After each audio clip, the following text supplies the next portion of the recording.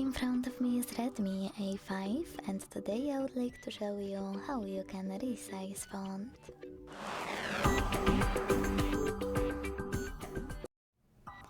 Begin by opening settings. Following that, scroll down a tiny bit to access display. And then scroll down again, this time to tap on display, size and text section over here. Now operate this slider under font size to adjust it, and when you finished, just go back.